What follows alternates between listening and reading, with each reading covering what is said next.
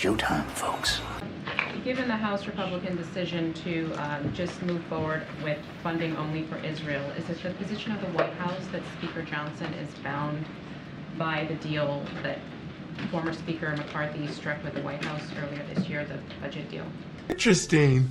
The budget deal that 2/3 of the House Republicans voted on and is now law? Yes. Yeah, well, it's law. So, yes, as it relates to the budget deal that occurred early summer, that was voted on by the House and the Senate and is now law. So, yes. Okay. A couple of quick housekeeping things. Is a trip to Maine for the president under consideration? So let me just say that we are appreciative of the governor of Maine inviting the president to visit. As you know, when the president visits any state anywhere, there's a lot of logistics that has to come into play. Don't have anything to share on a potential date, but certainly we are appreciative. And as you know, the deputy director of the Gun Prevention Office, Greg Jackson, as I mentioned, I believe yesterday, is on the ground providing support to the community, much needed support to the community, and folks who certainly were deeply affected by and victims by the shooting last week. Here we go again. And the summit on Friday, the president is having with Western Hemisphere leaders, Economic Summit. Are leaders coming to Washington for that? Is this an in-person thing or is it virtual? So NSC, I believe, is going to be holding a backgrounder on this, a briefing on Thursday, so they'll have more information.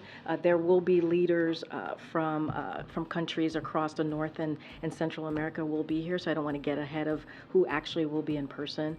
Sometimes folks participate virtually. I just don't have that list in front of me, but obviously there'll be leaders from North and Central America that will be here, and it's an important meeting. The president is looking forward to having to continue to have those conversations about the strong partnership with these leaders across the region, and so we'll have more to share with you as they do a briefing for all of you on Thursday. Thanks, Karine. So the White House says that this new proposed rule around retirement advisors could boost retirement savings by as much as 20%. But for Americans who want to retire pretty soon, say in the next 5 years, how would that concretely benefit them in financial terms? So just a couple of things. And you're going to hear from the president very shortly, so don't want to get too much ahead of him. Here we go. We believe this is really real money that's going to go back to hardworking families. You're going to hear again directly from the president. So the new rule, just 3 points that I want to make here: advice to roll over assets from a 401k into individual retirement account (IRA) or annuity must be in the saver's best interest. Retirement advisors must provide advice in client's best interest, as I mentioned at the top, regardless of whether they are recommending a security or an insurance product, which is also very important. Advice to plan sponsors, including small employers, about which investment to put on a 401k lineup must be in the customer's best interest. So we believe this is really real money that's going to come back to hardworking families. We'll have certainly more to share. Again, when it comes to this type of, when we talk about junk fees, when we're talking about rules like this that really bring to bear what it's costing, billions of dollars that it's costing Americans. We've heard from the president. He wants to continue to make sure that we take away that burden that Americans feel and American families feel, and give them a little bit more breathing room, making sure that the economy works for them. And this is something that the president has been steadfast on, and so he's going to continue to. He's very proud to announce this new rule to really obviously, this is about retirement, and we're going to continue to do that. In plain terms, how is that enforced? How do you guarantee that a retirement advisor has the client's best interest in mind, is adhering to high standards? Bizarro. So look, we believe that the Department of Labor has this authority, right? So there is going to be enforcement that's going to be done via the Department of Labor. That is an authority that they have. We're very comfortable in that. And again, don't want to get too much ahead of the president. I laid out some 3 important factors in what he's going to announce as it relates to the junk fees and retirement. So I'm going to let him speak to this in more details. And if you have any obviously, any additional question, I'm sure the team here would be happy to answer that, but don't want to get ahead of the president. Go ahead. There are many states in the country with large rural areas. Why Minnesota? Why Minnesota? I wonder what you're getting at in this question. Those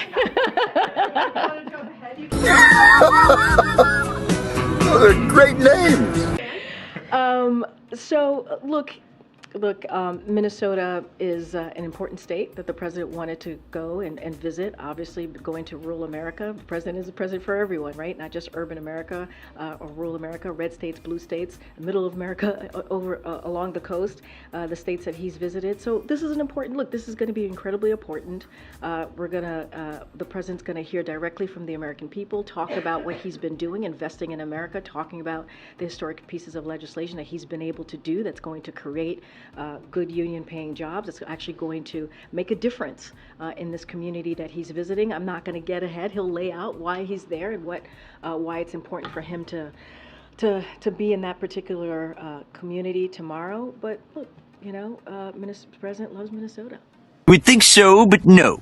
Does this have anything to do with the announced primary challenge of Congressman Dean Phillips of the great state of Minnesota? So I'm going to be very careful with the Hatch Act and not speak to any upcoming election, in this case the presidential election in 2024. I said this last week and I'll say this again. We are very proud of, or very thrilled and thankful to the congressman for voting with the president almost 100% of the time the last 2 years. And I'll leave it there. Karine, I wanted to follow up on Anita's question about support among Arab and Muslim Americans. Polls are showing today that it's dropping significantly for the president.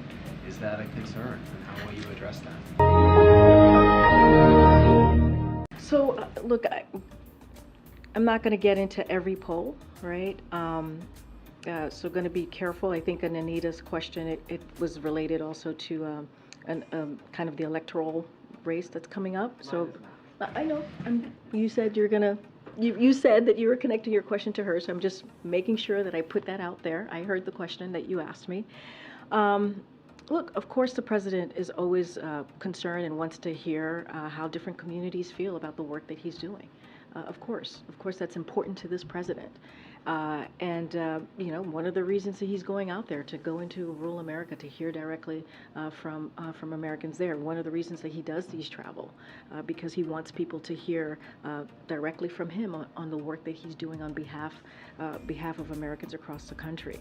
And so always, paying attention, listening to what different communities are concerned about. Obviously, that is important to this president. I'm just not going to go into every poll from here, but I get the question. Hey, that's pretty good.